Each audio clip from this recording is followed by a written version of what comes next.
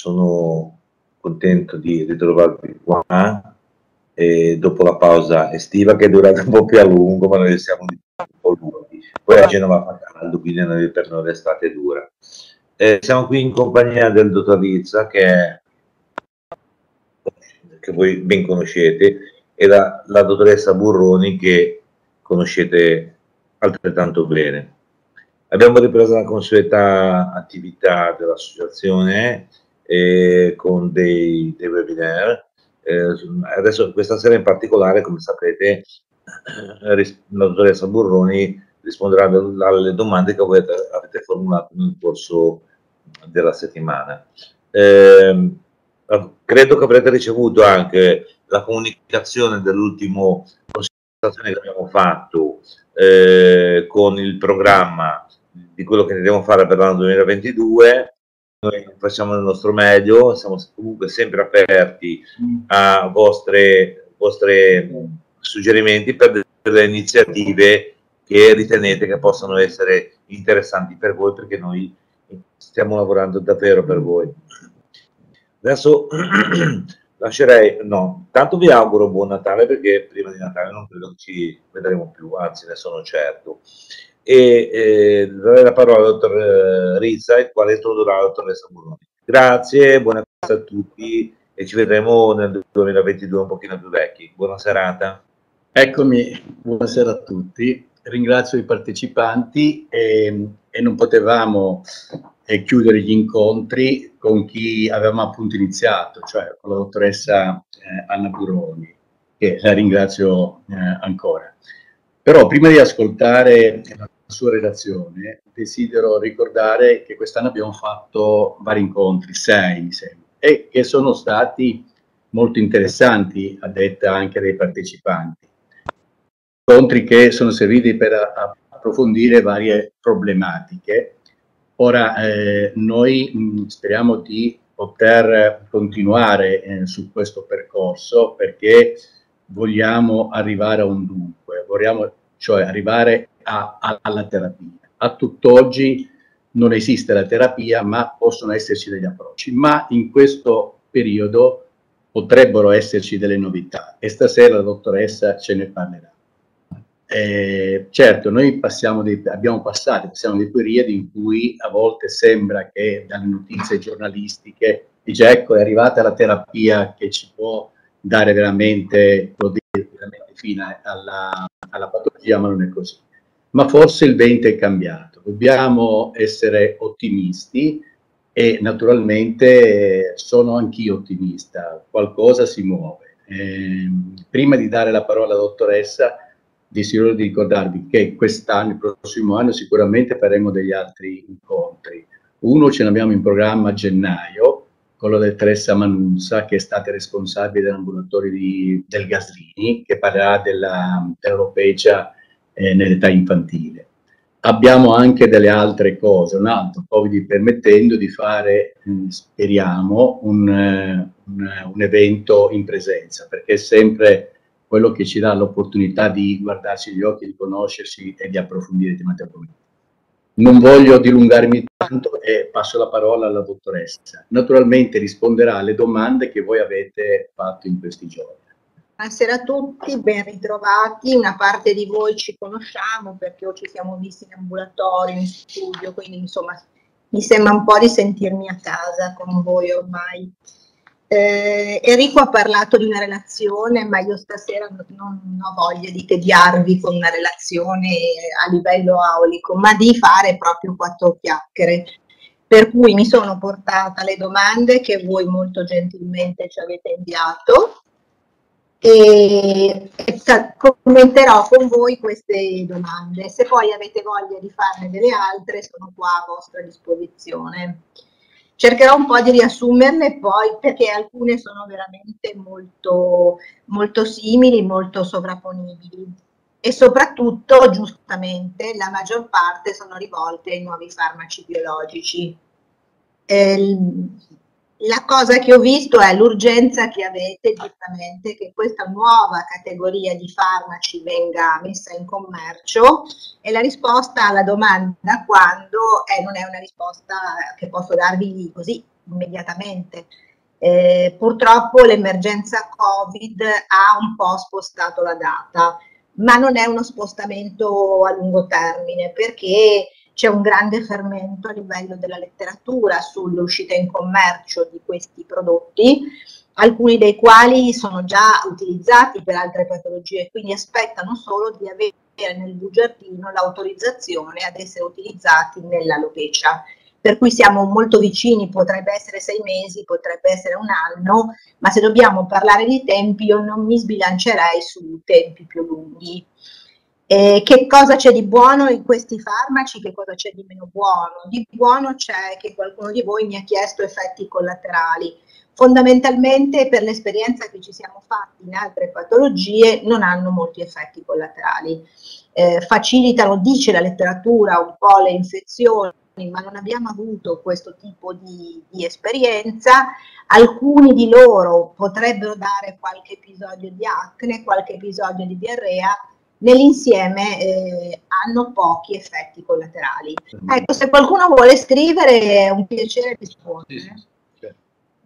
E quindi diciamo che avreste un farmaco che funziona bene a fronte di pochi effetti collaterali.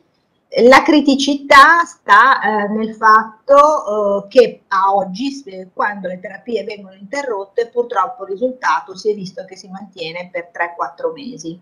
E questa non è forse una buona notizia, ecco.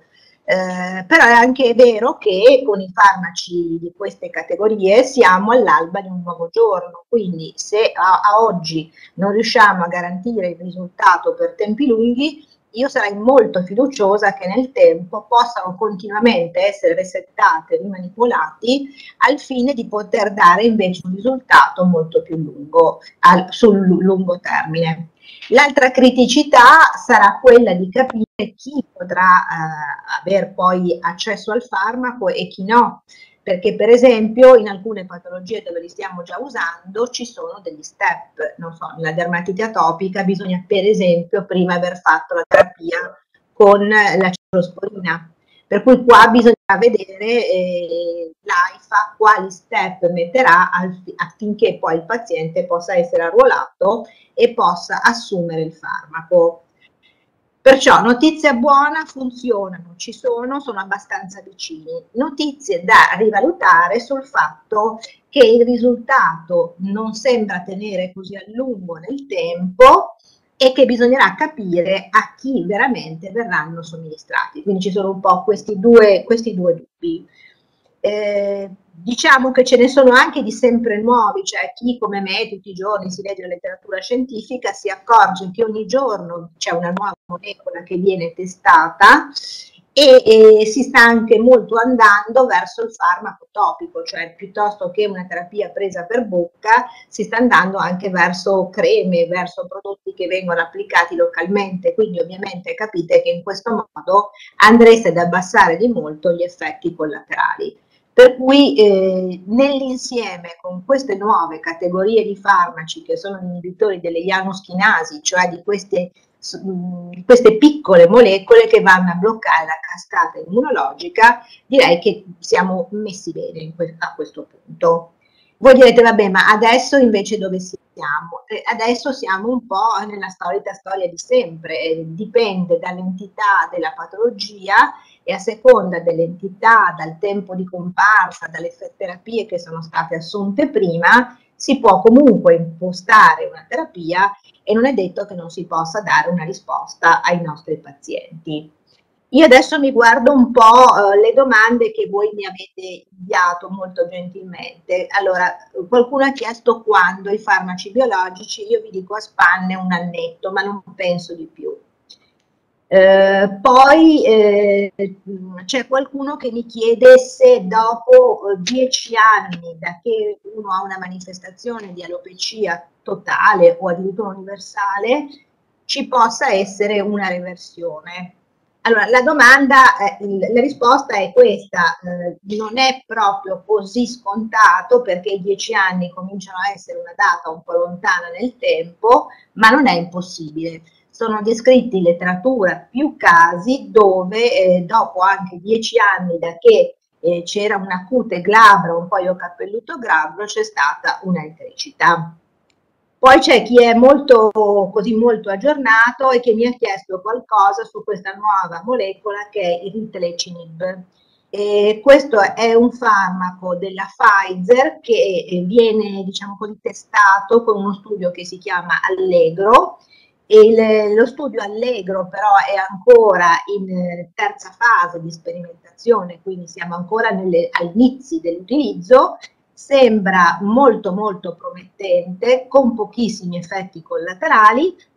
Chi mi manda la domanda mi chiede se 30 o 50 milligrammi, però questa è una domanda impossibile perché essendo ancora un farmaco in sperimentazione, peraltro nella terza fase, non si può dire. Quando arriverà al quinto livello della sperimentazione forse si capirà se funziona meglio a 30 o 50, perché le sperimentazioni servono proprio a quello, per capire quali sono i dosaggi migliori. C'è qualcosa che volevi dire? Sì, a proposito di queste molecole, qualcuno dice, ma se uno vuole iniziare a fare la terapia, com'è la prassi? Cioè il dermatologo può prescrivere, ecco, era quello che mi si chiede. No. Allora, il dermatologo è impossibilitato perché non sono permessi in Italia per l'alopecia, quindi il dermatologo farebbe una cosa che va contro la legge, laddove poi se ci fosse un effetto collaterale dovrà risponderne in prima persona, quindi non è possibile, ecco, purtroppo, e questo loro lo sanno meglio di quanto non lo sappia io, c'è qualche dermatologo che procura il farmaco all'estero. Questa è una cosa molto grave perché intanto non sappiamo di per certo se diamo la molecola giusta, ma anche ammettendo che la facciamo analizzare, e comunque se si è cittadini italiani come sono io e come credo che siano la maggior parte dei dermatologi che operano in Italia, tranne forse l'unica persona che non è cittadina italiana e quindi si può permettere il lusso di far entrare questo prodotto, con un aspetto dal mio punto di vista vergognosamente speculativo. Per il resto è ancora un progetto da lasciare un attimo in cantiere, anche perché ci fosse un effetto collaterale, ci fosse un problema, ci dobbiamo poi domandare a chi farlo gestire. Quindi è un'ipotesi per il momento impercorribile. E poi andiamo un po' avanti. Dunque, c'è chi chiedeva se esistono lozioni anche a base di cortisone per migliorare ciglia e sopracciglia. Allora, piuttosto che a base di cortisone, il mio consiglio è il Latanoprost. Il Latanoprost ha concentrazioni diverse, ma in genere lo si fa allo 0,003, è in vendita, questo è molto più facile da ottenere, insomma, e comunque si può fare galenico anche nelle nostre farmacie, quindi quello lo uso anch'io, ecco, insomma, è permesso averlo come galenico. E lo preferirei a una soluzione a base di cortisone, risultato migliore e meno effetti collaterali.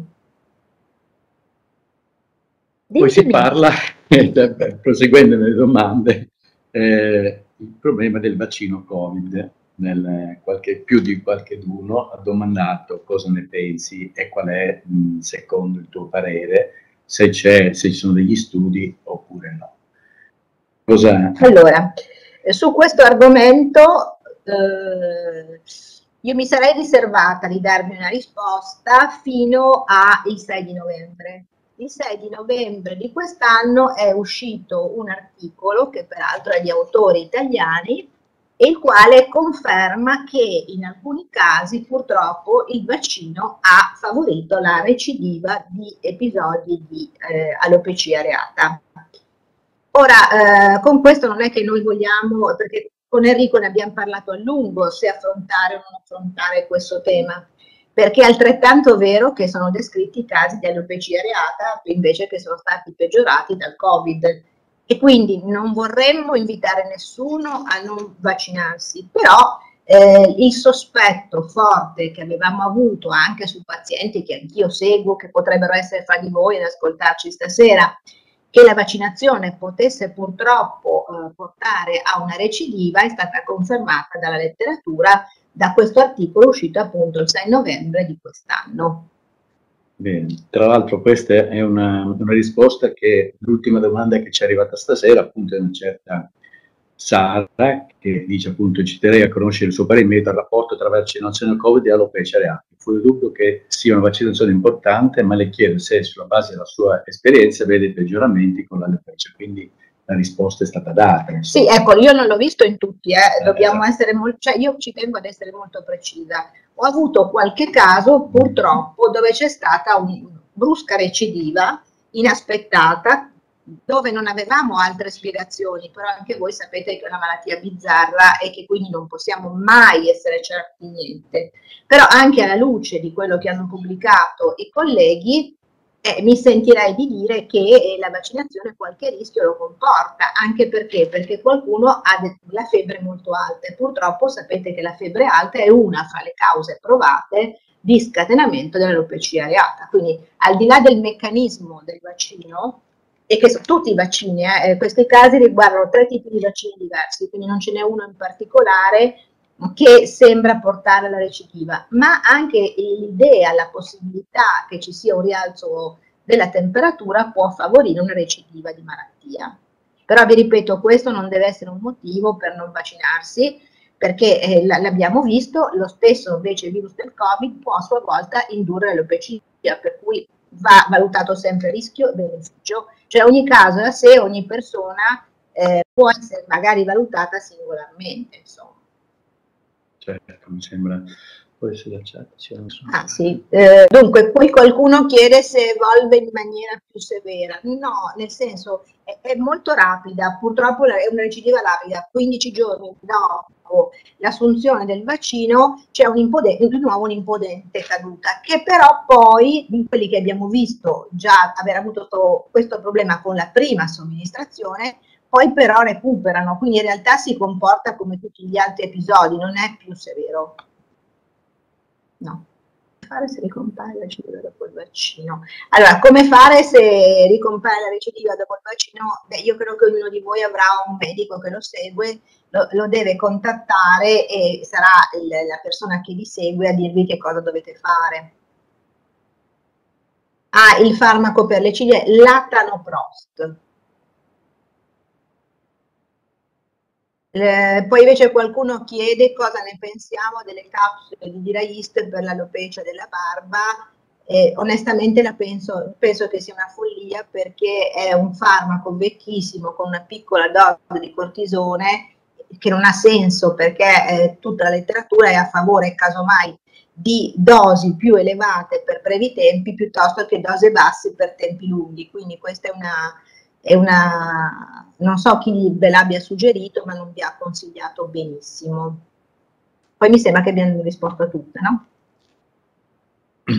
Io vorrei riprendere, Anna, se tu lo consente, il discorso dei farmaci biologici, cioè tra la relazione che c'è nelle persone che hanno la dermatite atopica e l'alopecia areata. La tua esperienza in questa situazione qua, cosa ne pensi? Cioè Allora, la mia esperienza è stata ottima. I pazienti che ho trattato, pazienti con dermatite atopica, perché a tutt'oggi il Dupilumab, che è questo anticorpo monoclonale che ha cambiato la vita degli atopici, per loro fortuna, fra virgolette, 4 di questi atopici avevano un'alopecia areata e sono andati benissimo tutti e 4. Quindi in questo caso l'esperienza è estremamente positiva, pertanto se qualcuno di voi avesse anche la dermatite atopica potrebbe già inserirsi nel canale del Dupilumab, perché è giustificata la prescrizione dal fatto di avere appunto la dermatite atopica, quindi non è una prescrizione senza motivazione. Ecco, qui interviene più che il medico anche un componente dell'associazione. Noi come associazione, cos'è che potremmo fare affinché ci possa essere uno spiraglio per far seguire in prima persona le persone affette dall'alopecia areata con TP? C'è la possibilità come associazione di fare qualcosa? Beh, però il problema è questo, che non tutti i pazienti, cioè fino a quando il Dupilumab non riporterà da bugiardino la possibilità di utilizzarlo anche solo nell'alopecia areata, qua non si può fare molto, se non ovviamente trovare un interlocutore politico che si faccia carico, si prenda a cuore del bisogno forte di questo tipo di farmaci, che potrebbero essere anche gli altri, non necessariamente il dupilum, ma potrebbe essere il tofacitinib, per esempio, che funziona benissimo. Ecco, ci vuole qualcuno che si prenda a cuore, che sia l'interlocutore giusto al quale andare a chiedere finalmente che questa indicazione venga messa nel bugiardino. In fondo negli Stati Uniti la riportano il bugiardino l'indicazione, quindi si tratta solo di fare questo piccolo salto di qualità. Non dobbiamo aspettare come Allegro che finisca la sperimentazione, questi hanno già finito la sperimentazione, aspettano solo l'indicazione del bugiardino. Ecco, io mi riallaccio alla tua risposta per dire che l'importanza di associarsi è questo, perché noi se come associazione abbiamo un numero congruo di persone dove poter sostenere questa tesi, abbiamo più possibilità di farcela. E a questo proposito noi abbiamo anche recentemente inviato al Ministero, insieme ad altre associazioni, per il riconoscimento dell'alopecia areata. Però anche qui è tutto fermo, forse è il momento sbagliato, perché oggigiorno si parla solo esclusivamente di Covid, e per cui l'altra.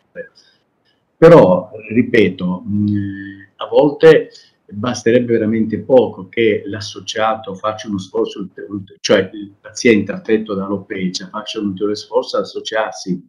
Ci sono varie associazioni oggigiorno, non è più come una volta che c'era solo la nostra, quindi è importante questo. Questo ho voluto divagare un po' dall'aspetto scientifico, ma è conseguenziale questo, perché se la terapia funziona ed è efficace, è veramente, insomma, non è una cosa buona che non si riesca ad arrivare a questo. Ecco. Sì, però è mio parere, per esempio, che le associazioni dovrebbero associarsi fra di loro, perché è l'unione che fa la forza. Cioè, dovreste prendere esempio dalla DIPSO, che è l'associazione dei pazienti psoriasici, che è una vera e propria potenza. Ha ottenuto qualunque cosa, però erano unici e sono veramente stati capaci di ottenere qualunque cosa. E secondo me la dottoressa Maccarone, che è la presidente della DIPSO, sarebbe anche molto disponibile a dare una mano per poter avere di nuovo un'associazione forte. L'ha data anche nella dermatite atopica con Andea, che ha cercato di fare del suo meglio. Certo non ha la stessa potenza, però Andea anche quella si è data tanto da fare per portare avanti i diritti dei pazienti, insomma. Noi siamo in contatto con la dottoressa Maccarone, la conosco molto bene, quindi abbiamo parlato di questo e stiamo portando avanti questo discorso. Ecco. Secondo me non ci dovrebbero essere più troppe società, ci dovrebbe essere una forte che porta avanti il pensiero, anche perché ci sarebbe un numero ovviamente maggiore di persone. Dunque qua ci sono delle domande nuove, se noi rimaniamo indietro. Sì. Beh sì, allora qua c'è Pierluigi che dice che lui aveva addirittura provato il farmaco biologico e che però per lui non è andato bene, ma questo ci sta tutta, e che c'è tutta una problematica intestinale. Però questo è un caso, io ritengo, molto soggettivo, molto individuale, che forse potrebbe più confondere le idee che aiutare le persone che ci stanno ascoltando. Non so tu cosa ne pensi, Enrico, però è una situazione un po' individuale, no? Mi ero perso un attimo che stavo parlando. Cioè, c'è sì. Pierluigi che ci racconta un po' di questa sua problematica intestinale, eccetera, però è proprio una cosa che mi sembra riguardi lui. Sì, ma confondiamo un po' le situazioni, sì. Anche lì. E poi aspetta, allora, certo, il discorso che ci sia un'immunodeficienza, più che un'immunodeficienza c'è un sistema immunologico che non funziona bene, cioè ormai si sa che la causa è il genotipo, se si ha un certo tipo di corredo genetico si può esprimere la malattia, almeno poche idee ma chiare su questo, nessuno direi che mette più in dubbio questa versione, insomma. Poi qua si parla del Forti 5, io onestamente l'ho provato, l'ho fatto provare a pazienti, non trovo che abbia nessuna differenza dai integratori che abbiamo anche noi, ecco. Mi sembra più una leggenda il Forti 5 che una realtà. Ho avuto un paio di pazienti patiti di sto Forti 5, ma la composizione è esattamente simile ai nostri, e io non ho visto in questi pazienti differenze di risultato. Correlazione tra alopecia e celiachia sì, perché tutte e due hanno alla base un difetto di tipo immunologico. Poi il difenilciprone sì, e può essere utilizzato anche negli atopici, l'abbiamo fatto. Le risposte sono abbastanza buone, la letteratura è più ottimista di quanto non sia io, che lo uso molto, perché in clinica dermatologica dove lavoro, proprio per tradizione, lo si usa tantissimo. Secondo me si risponde al 30-40%, la letteratura invece più ottimista arriva anche al 60%, però non avendo praticamente effetti collaterali è una delle prime cose che consiglio di provare. Poi forse queste le avevamo già risposte, giusto? C'era qualcuno che ho visto che faceva una domanda sull'acido ialuronico.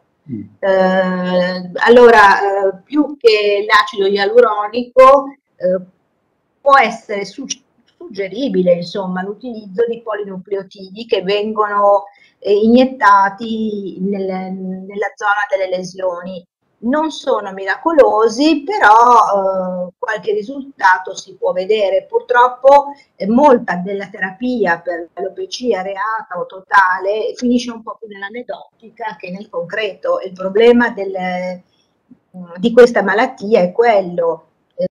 Acido ialuronico ha comunque una capacità di crescita, secondo me non lo farei, però non farebbe nemmeno male se uno lo facesse, ecco, quindi adesso magari una domanda che potrebbe essere ampliata, io non lo suggerirei, ma non ci vedo nessun effetto collaterale. Così come qualcuno mi aveva chiesto sul laser ad ecimeri, e la risposta è un po' la stessa. Io non ho visto in pazienti trattati grandi risposte, però non ci vedo effetti collaterali. Un'altra domanda che viene spesso è il PRP, cioè E allora il PRP sì, il PRP invece in clinica l'abbiamo avuto come sperimentazione, quindi per un anno avevamo trattato dei pazienti e la nostra esperienza non era stata positiva, noi non abbiamo visto delle risposte migliori rispetto a pazienti trattati con altre terapie, quindi noi, ma anche la letteratura, ecco, non è così prodiga nei confronti del PRP, quindi i pazienti devono stare un po' attenti perché il PRP costa tanto, può anche portare dei rischi perché purtroppo se non c'è una buona sterilizzazione il paziente poi rischia di prendersi qualche malattia infettiva a scapito poi di non avere nemmeno grandi risultati, quindi non lo metterai sicuramente fra le prime cose da suggerire. Perché qualcuno aveva parlato che nell'alopecia chiazze poteva avere detto di quello un'efficacia, però obiettivamente non si può dire. Allora, non c'è una letteratura che lo supporta, perché anche le ultime linee guida non lo mettono sicuramente come terapia da suggerirsi. Non ha una controindicazione, quindi uno può anche provarlo, però di fondo sarebbe meglio seguire, già siamo in un mondo confuso, tanto vale rimanere dentro le linee guida, penso io. Su quello che è possibile sapere. Soprattutto dati i rischi, perché qui appunto andiamo a parlare di prelievo di sangue che se poi viene centrifugato in una centrifuga che non è stata adeguatamente sterilizzata, si rischia poi di contrarre una malattia infettiva. Quindi io sulle PRP sono veramente un po' restia. Si rischia di combinare dei guai sì, piuttosto che di avere benefici, indubbiamente. Sì, poi c'erano le domande sul discorso della parrucca. C'era qualcuno che ci chiedeva se tenerla per esempio molto tempo creasse dei problemi. Ecco, la mia risposta è no, anche perché credo che l'impatto psicologico sia estremamente importante, quindi se una persona decide di indossare la parrucca perché ha bisogno per sentirsi più sicura di indossarla, lo faccia pure tranquillamente.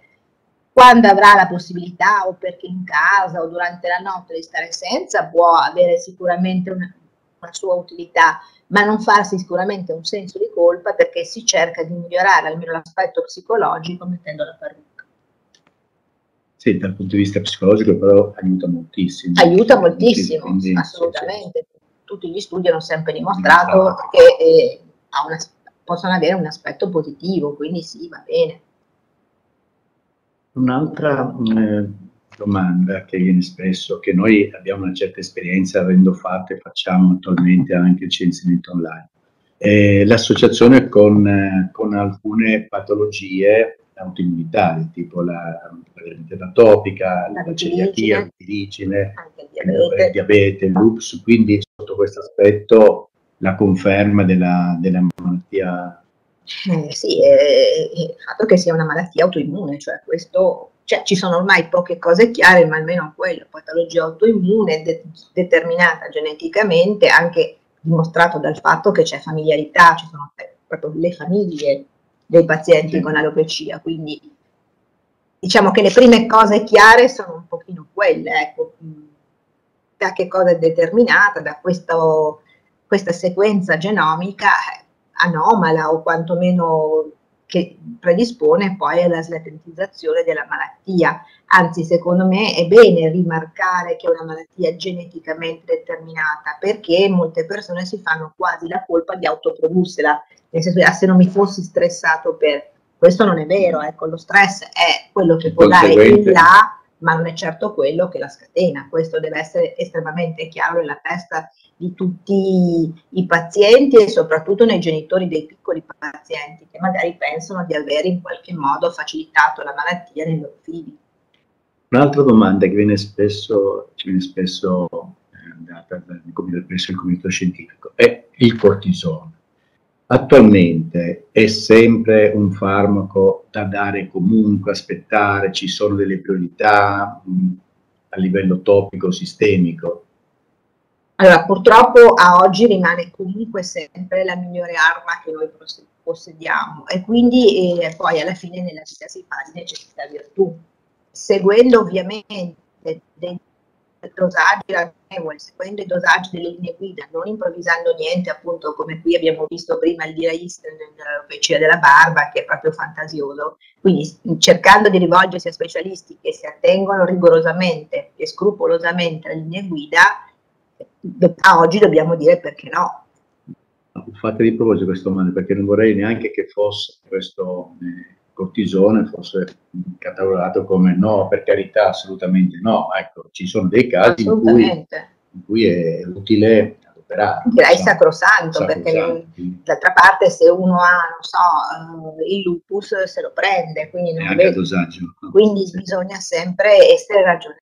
Ecco, a oggi rimane ancora la miglior arma che noi abbiamo a nostra disposizione. Allora, questa forse è una polidomanda. Sì. Questo parla della domanda di invalidità, che tra le patologie che vengono inserite c'è l'alopecia universale, che ancora non è un nomenclatore dell'INPS, viene catalogato come scalp, diciamo, e dà una percentuale. Questo è un discorso, e anche questa è una battaglia che noi come associazione stiamo facendo, cioè di quello di avere un riconoscimento attraverso una tabella ben definita del punteggio dell'alopecia universale come catalogata, perché questo può dare, diciamo così, la possibilità alle persone che ne sono affette con altre patologie di avere un punteggio per poi avere una facilitazione nel campo lavorativo. Ecco.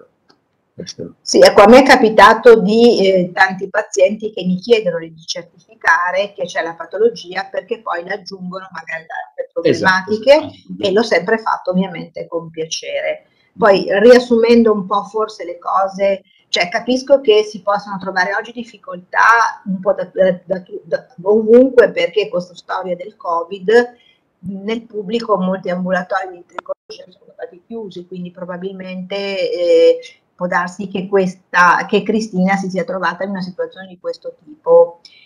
Alla domanda i dermatologi comprendono le nostre difficoltà o no, questa è una bella domanda alla quale vorrei rispondere sì sempre. Non è così, bisogna anche cercare di trovare persone che abbiano una certa empatia e anche una certa esperienza, perché a volte il dermatologo può essere meno comprensivo perché non è preparato, cioè non è così facile la tricologia come si crede, è una invece degli aspetti della dermatologia più complicati.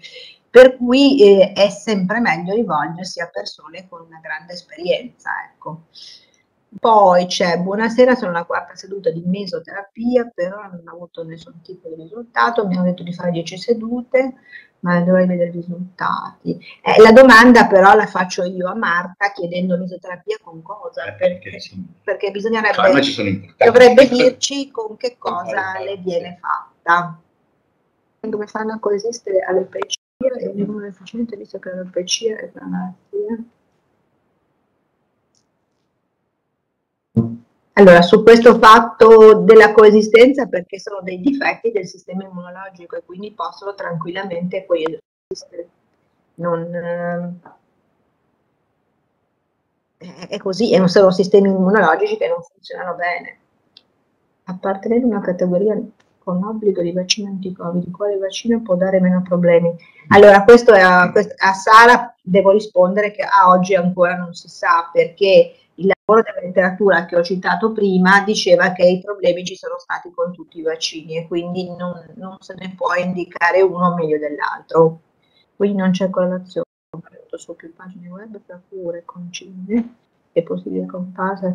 Sì, c'è la possibilità dell'iperpigmentazione, però un'iperpigmentazione su un cuoio capelluto che successivamente dovrebbe ricoprirsi di capelli, onestamente mi sembra un problema inesistente. Quindi o la domanda è posta male, la domanda di Giada, oppure siccome noi quando facciamo queste terapie andando a scatenare una reazione allergica lo facciamo per far crescere i capelli, se crescono i capelli l'iperpigmentazione non si vedrà più, quindi questo mi sembra un problema molto superabile.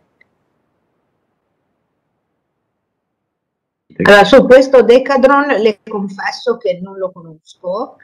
Sì, è un cortisonico, dice lui, però mi dovrebbe dire il principio attivo e il dosaggio, perché non so, esisterà, se è un equivalente per esempio del beta-cortene, potrebbe essere da 5 come da 25, quindi se gentilmente mi scrive Giuseppe il principio attivo e il dosaggio, allora posso darle una risposta e gliela do molto volentieri.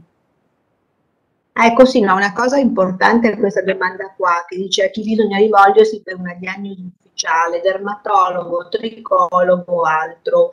Allora, qua soprattutto anche per cercare di non farvi cadere in tranelli, il tricologo di per sé non esiste, esiste il dermatologo che ha un'expertise in tricologia, quindi dovreste rivolgersi a un dermatologo esperto in tricologia, perché sennò il tricologo a volte sono questi tecnici che trovate poi negli istituti dei quali non voglio fare nomi. Desametazone, quindi bisogna sapere qual è il dosaggio. Invece c'è Marta che ci ha detto della sua mesoterapia, sulla fattura viene riportato sedute intradermal fase 1-2, beh allora è una biorivitalizzazione.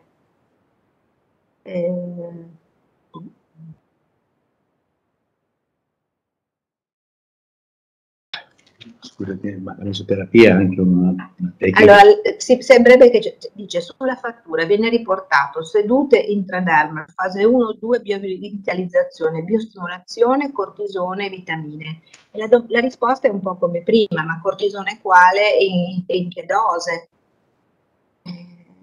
Diciamo che sarebbe utile, e magari se Marta ce lo vuole fare, poi io lo vedo molto volentieri, farsi proprio scrivere precisamente che cosa viene introdotto con questa mesoterapia. Magari lo fa avere a Enrico Rizza e dopo le diamo una risposta precisa, perché il cortisone quale, in che dose, quindi così non va bene. Sì, perché la mesoterapia anche nelle sindrome algiche si adopera, però mettendo per dire, non so, sì, ventela oppure però ogni tipo di... Poi c'è qualcuno che ci dice l'unica terapia per fare in futuro sarà attendere i farmaci biologici per la riduzione delle difese.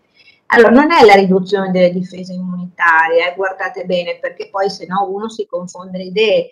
È una, diciamo così, pilotarle nella maniera adeguata. Quindi è vero che ci sarà forse un po' di immunosoppressione generale, ma il segreto della terapia sarà quello di andare a bloccare questa cascata immunologica che poi è quella responsabile del problema. Quindi non è che andremo a ridurre tutte le difese dell'organismo, andremo a pilotarle adeguatamente per migliorare il problema, e ad ampio spettro potremmo forse avere un po' di riduzione delle difese, che però vi dico, per gli antibiologici che stiamo usando per la psoriasi, per la dermatite atopica, in realtà non abbiamo visto particolari problemi, quindi meno male che la farmacologia sia orientata su questo nuovo universo che è completamente diverso, molto più efficace, con molti meno problemi di un tempo. Poi dice la signora Simona, dice: soffro di alopecia da ormai 40 anni, ma mi hanno sempre detto che è una malattia psicologica. Solo da qualche anno avendo avuto una problema invece.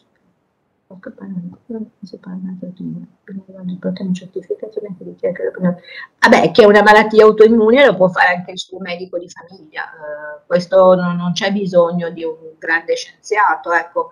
E mi dispiace che le abbiano detto che sia una malattia psicologica, perché non è così. Invece Giuseppe ci dice che fa il Decathlon al 0,5, allora può farlo tranquillamente, mi sembra faceva 4 volte alla settimana. Ovviamente chi gliel'ha prescritto poi gli avrà prescritto anche la scalatura, quindi poi andrà diminuendo questo dosaggio. Perché, allora, non tutti potranno beneficiare dei biologici, perché ci saranno dei paletti, non so, per esempio verranno messe quanti numero di chiazze, oppure se verrà somministrato solo chi ha la totale o chi ha l'universale. Non è che voglio togliere speranza a nessuno adesso, però tutti questi farmaci hanno anche un po' dei paletti. Bisognerà vedere l'AIFA, quando approverà questi farmaci per questo tipo di paletti, di distribuirli. Anche magari da quanto tempo è presente la malattia, ecco, non che alla prima chiazza di alopecia areata subito si possa fare farmaci di questo tipo, che comunque vanno a incidere sulla collettività nella misura di 20.000, 40.000 euro all'anno, ecco, quindi bisognerà avere una ragionevolezza, e su questo direi che sono d'accordo. Immunosoppressori e cortisone, non saprei, nel senso, cosa vuol dire la domanda. Se significa fare il cortisone più un immunosoppressore di vecchia generazione, oppure i farmaci biologici, perché a volte il biologico si fa insieme al cortisone, ma insomma anche nelle altre patologie è raro, generalmente poi si leva il cortisone, se no non si capisce più niente. Poi c'è questa. Dice, in seguito alla che ha fatto perdere poi tutti i capelli. Sì. Allora qua dove ci sono questi capelli tronchi, che chiede se cadranno, praticamente o recupereranno, è un po' difficile senza vedere una tricoscopia. Ci vuole un'indagine ulteriore. Sì, qua non mi sentirei di dare una risposta. A chiunque lei si rivolga e che quindi farà un'indagine tricoscopica le saprà dare una risposta.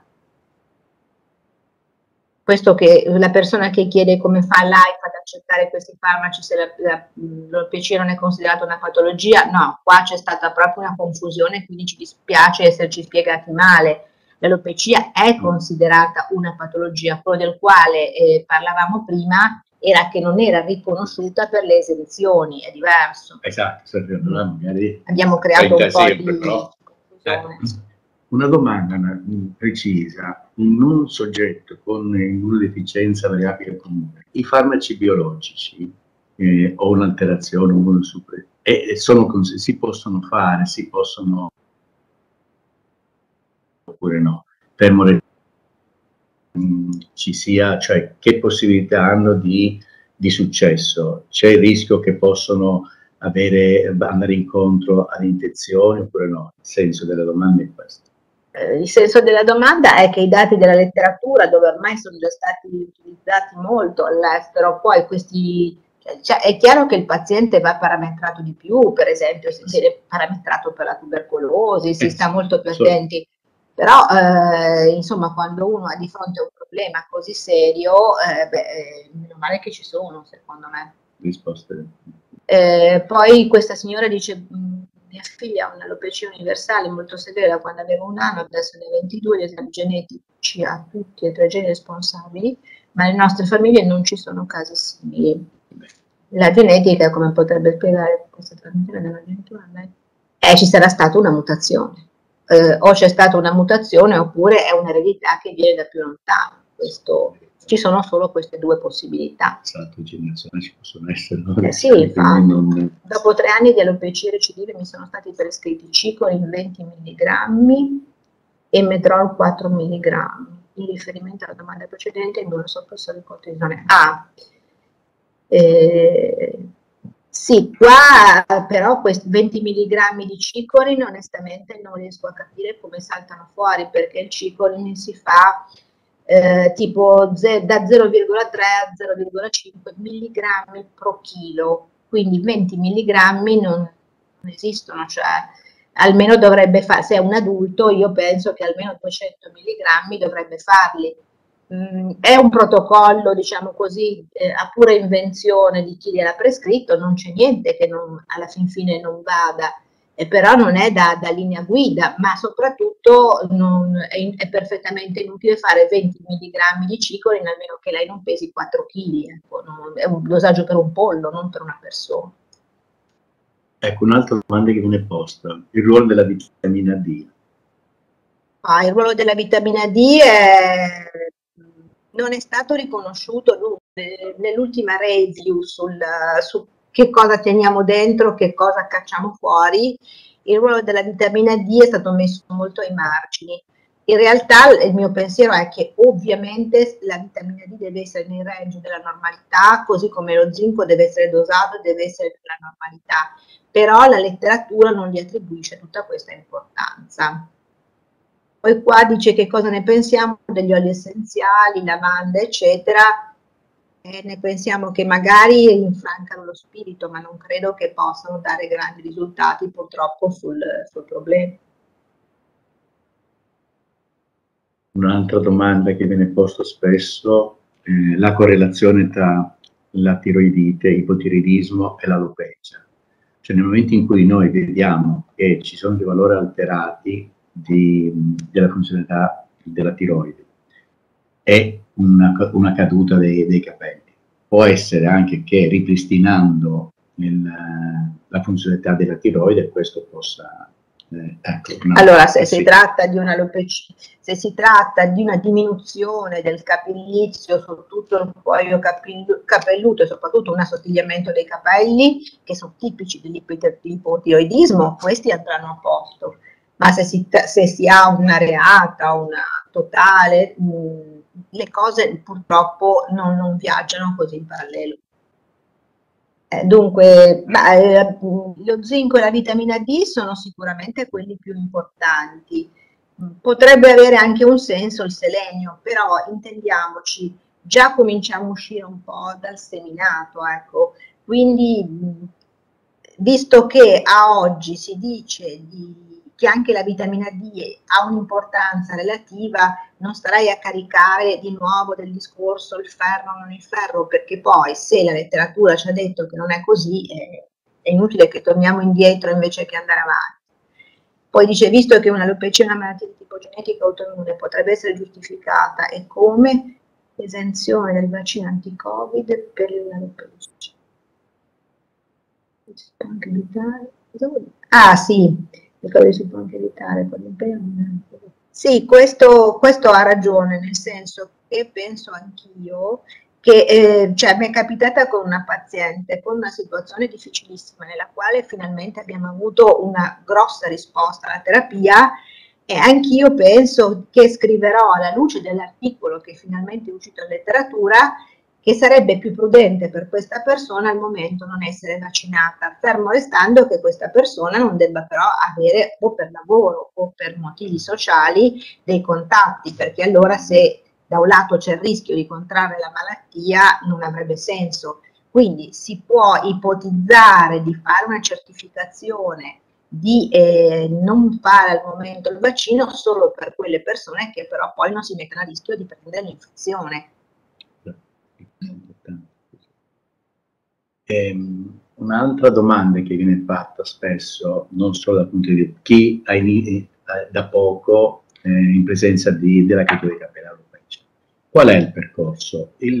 Lo specialista di riferimento rimane comunque sempre il dermatologo.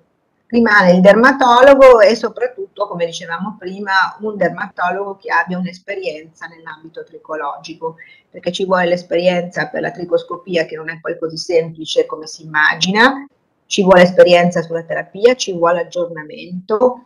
Chi fa un po' tutto, se io sono un grosso esperto di psoriasi, per esempio, è un po' difficile che sia anche un grosso esperto di tricologia, quindi è meglio rivolgersi a persone che abbiano competenze, soprattutto scappare a pie pari da tutti quelli che sono i centri tricologici che invece poi impazzano alla radio, alla televisione con la pubblicità.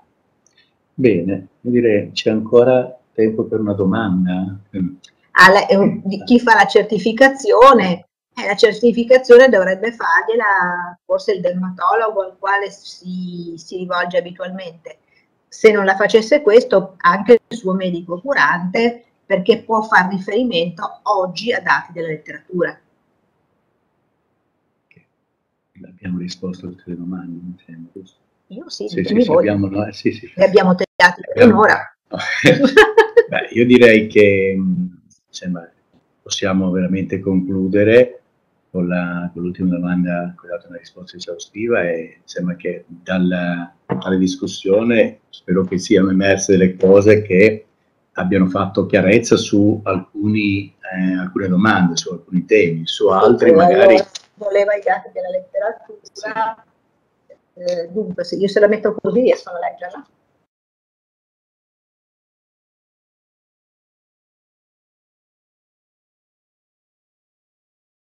Cerchiamo di farvi avere questo dato, questo lavoro scientifico che vi può essere utile per la certificazione. Poi se qualcuno ha ancora qualche domanda siamo qua. Se volete in qualche modo, se vi vengono in mente dopo altre domande, ce le potete comunque mandare, io poi magari vi rispondo, non è proprio di nessun problema esservi utile. E se no, altrimenti, come diceva Enrico, ci fermiamo qua perché vi abbiamo tediato abbastanza e io vi faccio di cuore i miei migliori auguri per le prossime festività e soprattutto vi auguro un anno dove finalmente possiate avere il farmaco che stiamo tanto aspettando. Beh, dire le parole che hai detto è una sintesi migliore, quindi noi non possiamo, veramente vi ringraziamo per la partecipazione e sicuramente avremo modo di vederci. Comunque qualsiasi domanda che voi abbiate nella mente di farcela, potete inviarla a info oppure al comitato scientifico, oppure basta navigare sul nostro sito che ci sono i vari riferimenti. Quindi io direi, vi auguro anch'io buon anno a voi e famiglia e ci rivedremo sicuramente presto il prossimo anno. Ecco. Grazie ancora e buona serata.